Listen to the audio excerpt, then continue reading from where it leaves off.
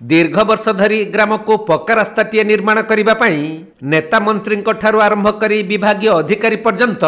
बारंबार ग्रामवासी माने गुहारी करी थकीगले हेले एथिप्रति प्रशासन दृष्टि देउ नथुवा बेले कादुओ पचपच रास्तार यातायात करुछंती ग्रामवासी। एपरी क्षेत्र में छोट छोट पिला माने स्कूल जा आस करने नाही नथिबा असुविधार सम्मुखीन हेउछंती। आज अगस्त 15 दिन आम स्कूल नहीं जाई पारे रास्ता काजे कादो काजे निका मुई नवोदय ट्यूशन जाइसी से ऐसे ट्यूशन भी आज मुई जाई नहीं पारी रास्ता काजे आगामी दिन रे मैं काटे करबे मैं किछि भाभी भी नहीं पारबाना रास्ता रो काना हिजे कादो हिची जाई नहीं पार स्कूल भी जाई नहीं पारबा। हां बस भी नहीं आइबार। तेबे कलाहांडी जिला जयपाटना ब्लॉक रेंगालपाली पंचायत अंतर्गत गुड़भंजा ग्राम को नहीं सठिक रास्ता जो कच्चा रास्ताटी रही से बड़ बड़ गर्त सृष्टि होगा सह वर्षा पानी जमी रही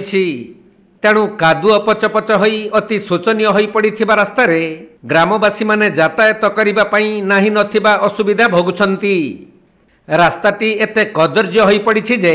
सेथिरे चारि चकिया जान जीवा तो दूरर कथा बाइक की साइकेल मध्य आसी पारु नाही।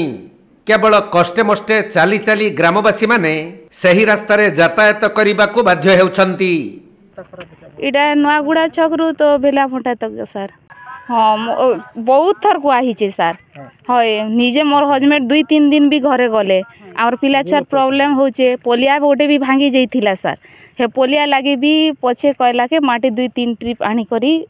एदे पाटी दिया हिचे तो सटापटा भी जो थिला इधर बस तो एबे तो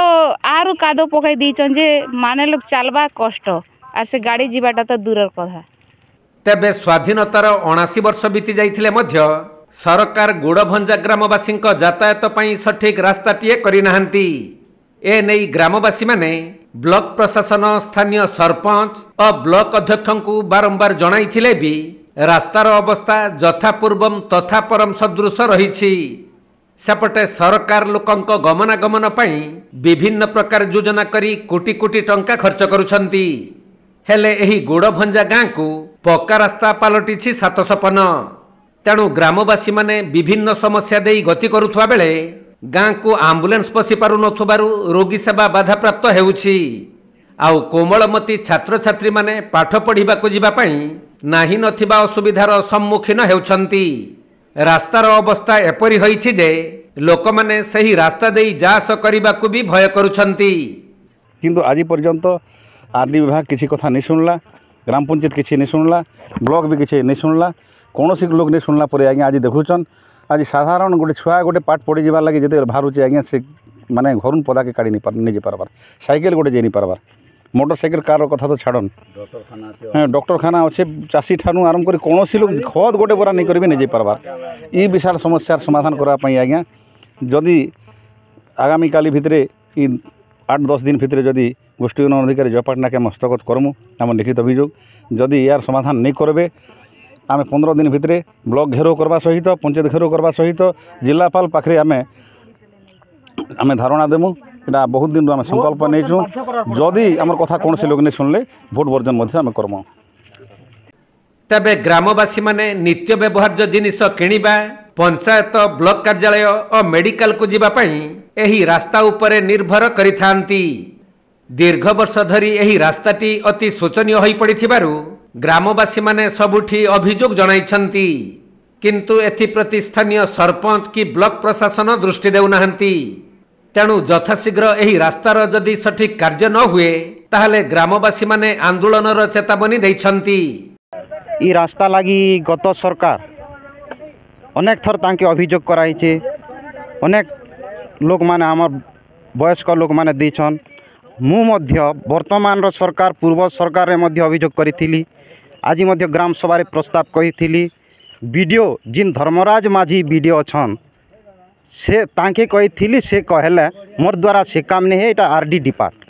से जदि वीडियो प्रति से गोटे वीडियो हे करी जदि शासक दल ही करी गोटे गोष्ठी उन्नयन अधिकारी करी बोलिया कथा कहछन हमर पाखरे ता काना करि पारबा ब्लॉक रो उन्नति से वीडियो करि पारबे से गोष्ठी उन्नयन अधिकारी काना ब्लॉक रो उन्नति करि पारबा सरपंच के मध्य हमर गाँव रो हमर जिन पंचायत रे रेंगलपाली जी गत 7 तारिख दिन ग्रीवांस ई कथा मुझे टॉपिक पकई आम गाँव रास्ता लगी पंचायत आमर सुविधार लगी आमके असुविधा होचे आमर पूर्व दी आड़ के आमर ब्लॉक अच्छे और आमर गाँ सामना रे 3-4 किलोमीटर अच्छे उछला हॉस्पिटल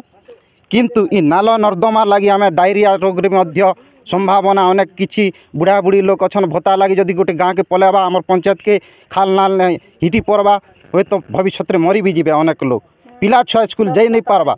ई भलिया यदि करबे आगामी दिन रे आम पंचायत घेराव करमा आम गाँववासी के मुझे धरिकर पंचायत